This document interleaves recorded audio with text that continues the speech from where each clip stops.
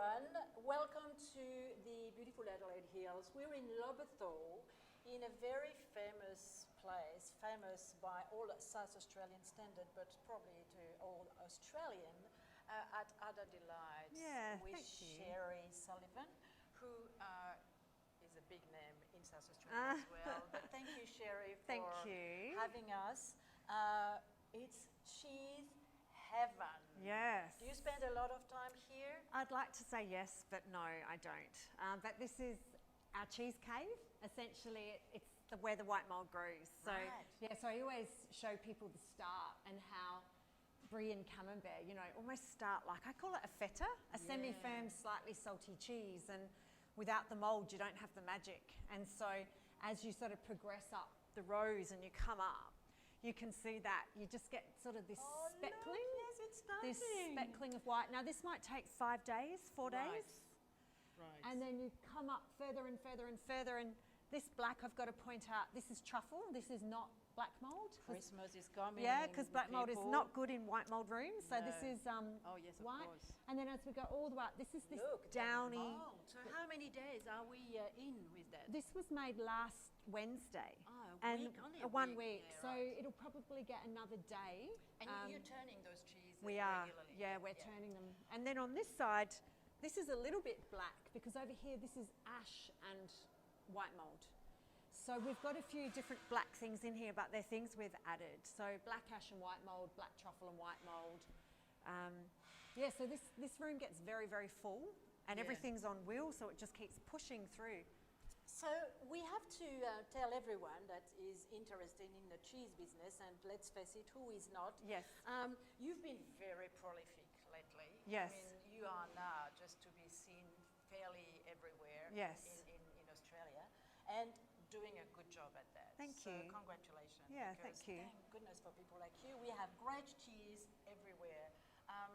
But how many tons of cheese do you produce a day? Okay. So I know people talk in tons or annual. We talk in litres per week. It's just easier for us to work out. Per week. We talk about litres per week. So how many litres? This coming week, we're set for 160,000 litres in a week. Now we work on about a 15% yield. So we're talking maybe up to 20 tonne in a week right now. And the milk you are gathering only locally? Yes, only locally. Like Adelaide Hills? Oh, Adelaide Hills, a little bit of Langhorne Creek, which is a neighbouring region, a little bit of Meningie, a little bit of Middleton, and that's to do with goat milk, organic cow's milk, but all conventional cow milk. My neighbour is one of our dairy farmers in Balhanna, so probably within a 20-kilometre distance. And we used to be dairy farmers, so it's really important to us we look after them and that they get paid fairly and all year round at the same price. And that's key, isn't It it? is key, because otherwise you lose your supply. Yeah, exactly. Yeah. So when you say you used to be dairy farmers, I think it's an important factor because your mum and dad, they started the whole business. Yes, they did. They started making cheese, or only you as a... They started as a goat dairy, and then within about 2 years, because they just couldn't sell the milk, they built a tiny little cheese factory, like the size of a tiny kitchen. And they worked full time in the city. They milked morning and night. They didn't know how to make cheese. They had a cheesemaker who made cheese for them for about 6 months.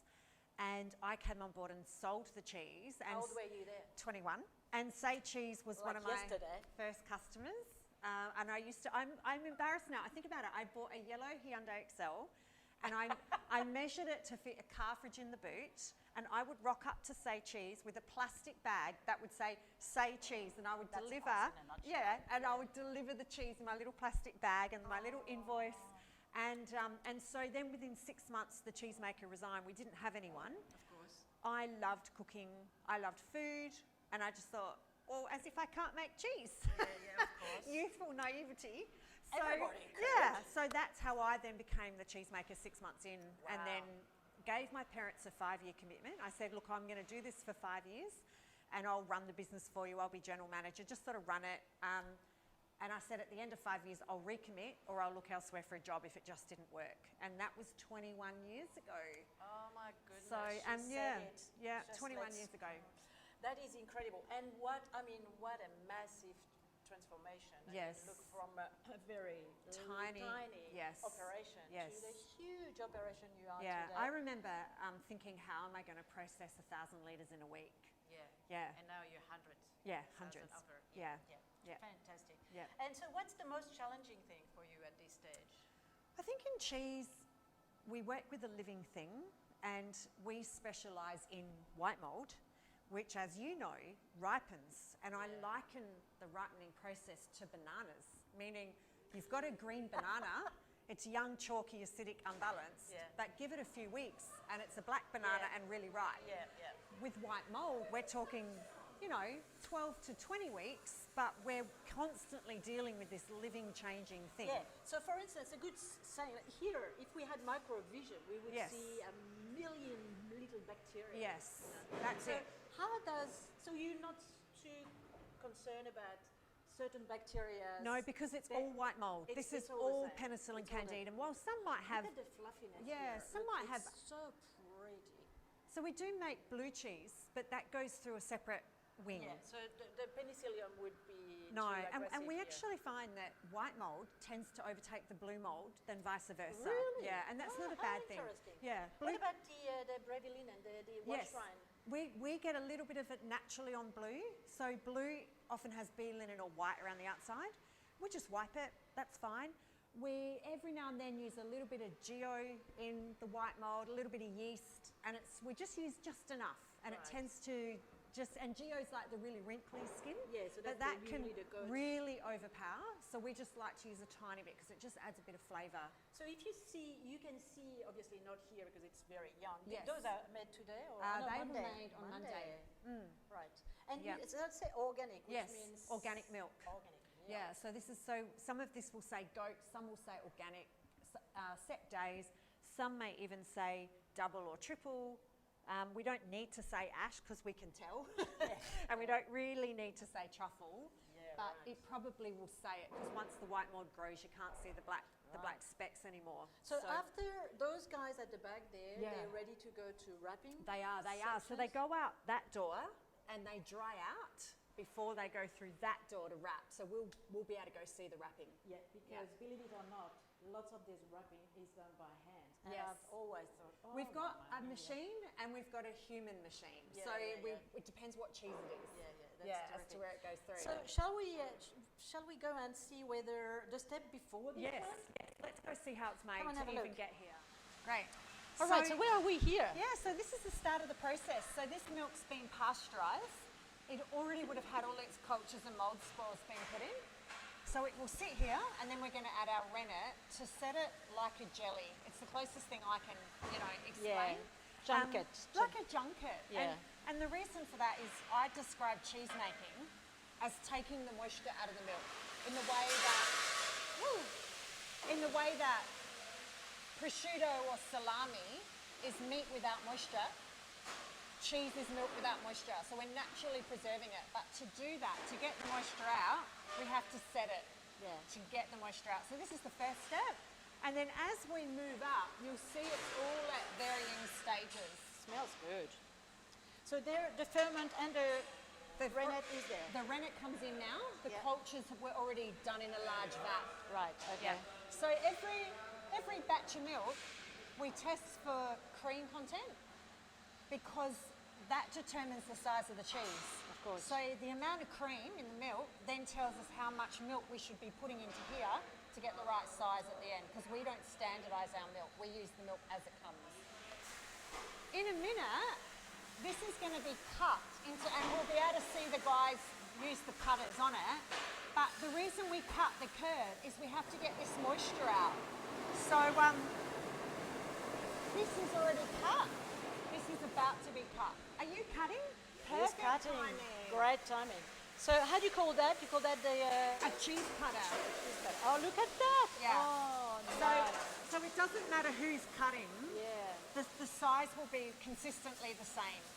Yeah, right. So there'll be another cut done now.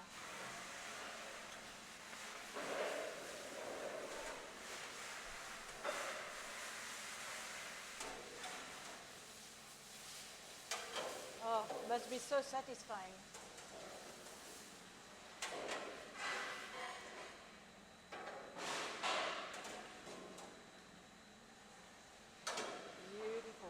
And the size of this curd Yeah. is crucial, I suppose. Yeah, it is. So the cut size determines moisture level. Yeah. So the cut size determines how dry or wet this cheese will be in the end. Right. The next thing that determines that is stirring and agitating the curd. So we'll see over here, that was cut. You'll see all the whey is now coming out. And then as we come over more and more,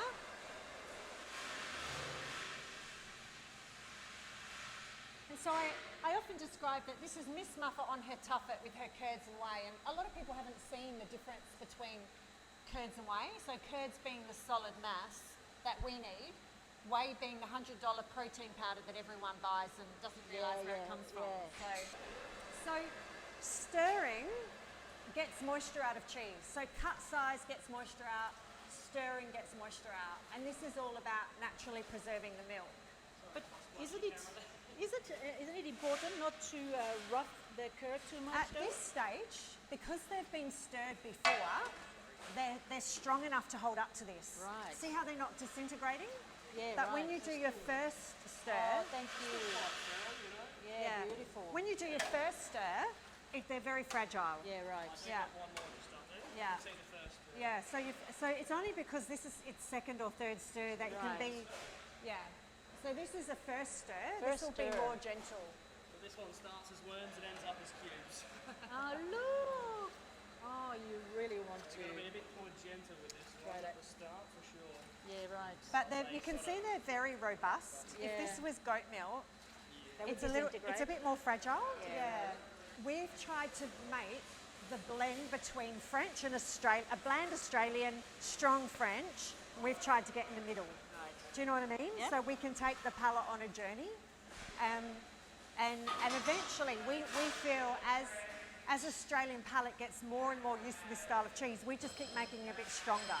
So truffle brie is a Get bit ready, stronger. guys. I'm so happy to hear that Yeah. because I think the Australian palate is ready for Yeah, that. and even with blue cheese, it's getting there Yeah, bit by bit. excellent. So happy. So if we come over here, we're Yeah, going to see. that's so funny. That's the best part. And you're so lucky because I don't suppose a lot of cheesemakers have the luxury to have a machine like that. So when I started, I was hand ladling. I was like scooping out a jug and putting a jug at a time in, and I was picking up 12 cheeses and turning them at a time. Oh, yeah. Actually, they're not too bad. But now, this is just, it's quicker.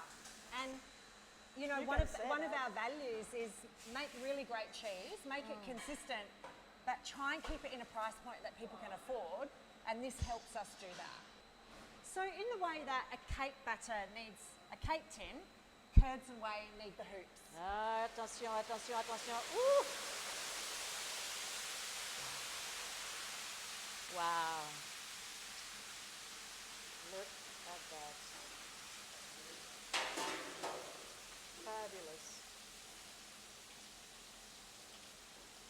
And you probably waste a lot less as well with that, or more, do you reckon? Oh no, it's to be about the same. We try not to waste, anything. The challenge is getting a consistent size, so the Yeah. guys have to get used to sort of chopping up what they think's a bit low, or.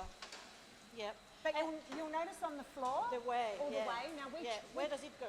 we catch that in holding tanks, Right. and that goes to pigs at Murray Bridge. Very good. Happy pigs. From there, we're going to follow it up, and if we go now, they're going to turn in a minute, Right. but basically if we come up this way,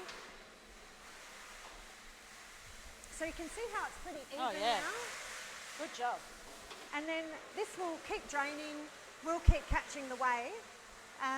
So we have a tanker that comes and picks up our whey and takes it out to the pigs, and they love it. Do you sell it or do you give it away? We give it to them. Yeah. Because at one point, we're paying to dump it, and we don't want to dump food. Yeah, you were paying to dump it. I know, it's crazy. So we'd rather it Right. go and become a food source. This is the cheese. It gets stacked on top of each other. And we must turn it upside down because you can see that it's a bit rough. And then by turning, we get a nice smooth side and we get Oh, even yeah. whey. If you step back a bit, you'll see the whole wheel. Oh, it's still by hand. Still by hand. Yeah.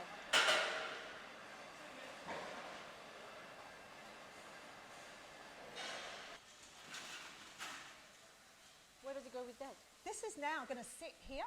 So, you know, we were wondering whether to wear jackets, and I said, no, the factory's pretty hot. Yeah, it is. This sits at around 25 degrees. 25? Yeah, and these cheeses will sit warm tonight because cheese is milk without moisture, and moisture traps in cold. So we need it to be warm for the moisture to expel before we go on to the next step. Okay. Otherwise, there's just too much moisture trapped in this cheese. So this is pre-brine. So tomorrow morning, we're then going to salt them and we'll go to that next stage. Those kids there, so they've all done today. They might have another turn, but if they're being put in here, maybe the guys have finished their turns. Yeah, yeah. But this is putting them to bed pretty much until tomorrow morning. No, little Yeah. kiddies. So All right. we'll go and have a look at if it was tomorrow, what would happen to these cheeses. Let's go and see tomorrow. Yeah. Okay, so we are day 2 now. We are, yeah. So those little guys that's Yes, woken up. that's it. So all those curds compacted, lost moisture overnight, and then we put them in their bath. So they've been to bed, they had a wake good up, life. they have their bath, and so they're soaking in brine, which is the salt water solution, to get all their salt added. And when they've had enough time, they then get put on what we call ripening wraps. And So this, how long is the bath for? oh, it depends on the size of the cheese. I might say an hour, but it really does depend on the volume. And then they get put on these racks, and that's where they can then go and start growing their white mould. So Nice. mould will only grow where there's oxygen. So that's why they need to be open racks as well. Put together?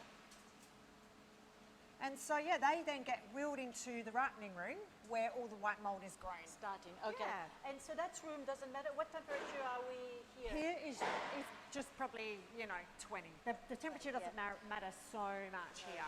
And so the brine, you keep the brine for... We keep the brine for a set time, but it goes through a filtration process every week. And every day we must check salt levels. So brinometers go in and we always top up salt, and we're just running all sorts of tests on the brine. All your white molds Yes. are sharing that bath. All white moulds. Even the truffle? Every white mould. Yep. Oh. The blue Okay. moulds get dry salted, which means rubbed. Our goat cheeses have salt in the milk. So every cheese has a slightly different process. Oh, yeah, you see? I like that. Yeah. So after that, that's the room... Yes. Yeah, so they grow their mould and then we wrap. So why don't we go see where Let's they go where to the they wrapping room because that's a sensational... Here we go. The cheese is being wrapped by machine but labelled by hand. So if we come this way around, so you'll see we're feeding it through, it wraps it, and then we're finishing it at the end. Every now and then the machine mashes it. That's the mash pile. Right. And then that goes That's to it. lunch. That goes to another business that makes cheese sauce from it. So we just try to look after, look after all the waste. Good. So this is our labelling machine here. Yeah. It's six Best machine horsepower. in that building, girls. Well done. Hello. Bravo, well done. Look at that. And that's, sorry, I'm not gonna... Superior handmade quality and hand wraps. That is incredible. Yeah. All that by hand. All done by hand. Wow. Yeah. So I'm quite good at wrapping Christmas presents now, as I'm sure all you are. Hi. Yeah, I just treat them like a piece of, because I wrapped for years, so I can wrap in my It's a sleep. funny shape too. It so is. look at We that. How call does she this do that? we call this a We half need to moon. learn. Oh, look at that. Oh, mon Dieu. Yes. So easy. They do make it look easy, don't they? Oh, wow. So how many cheese do you do an hour, for instance? Have you calculated that? Well, I'll tell you, we cost on about one cheese every 30 seconds if it's being hand wrapped. Yeah, look at that. She's very Yeah. fast. And that means weighing it to make sure it's the right weight, labelling, date stamping, Yeah, and right. putting it up here. That's very impressive, ladies. Well done. I tend to not stay in here very often because Oh, no, it is it's awfully so cold. Awfully cold. cold. So this is Wow. where it sits, and when it's all packed and ready to go, it sits in here. So, Okay, so Australia, we're good. Plenty of cheese coming your way anytime. yes, lots of cheese. We Now won't run you out know of cheese. how it's been Yeah, made. yeah. It's going to taste even better. Yeah. So let's go find something. And we're going to prove it to Yeah. you. The most exciting Yeah, part we of get our to, little job. We get to try Get to it. unwrap. Cute little triple cream brie. Triple cream brie, and then I've got an ashed brie. So we'll see. They're made at the end of April. Oh, wow. Oh, What? do you know what? I've picked really ripe cheese. That's a great opportunity to tell people that date is only a date you have to do by law, but Yes. it doesn't mean that the cheese is going to So kill you. I did this by feel. So technically, these the best before was 2 weeks ago. That's exactly when I eat my cheese at home. But so I it wanted to doesn't- get something full flavoured and soft. So triple cream never goes as oozy as our single because of all the amount of extra butter fat that's in there. So thank you. We need our French baguette there. That's great. See? That is the best time to eat that Yeah. cheese. Oh, it's so good. It's amazing. Full of flavor. Yeah. The creaminess it's very unctuous. And this character there. you And know, there's a considering real- I literally just pulled it out of the cool room instead of bringing it to room temperature. I love it. And then this is our ashed brie, and this is going to be that little bit runnier. It's a bit squashier. Good looking little wedge. So we've tried to get to the point where Oh, it doesn't Sheree. run. You know, like when I say run, turn to water and be really ammonic at its best before. We want it to be like this at its best before. Oh, that is terrific.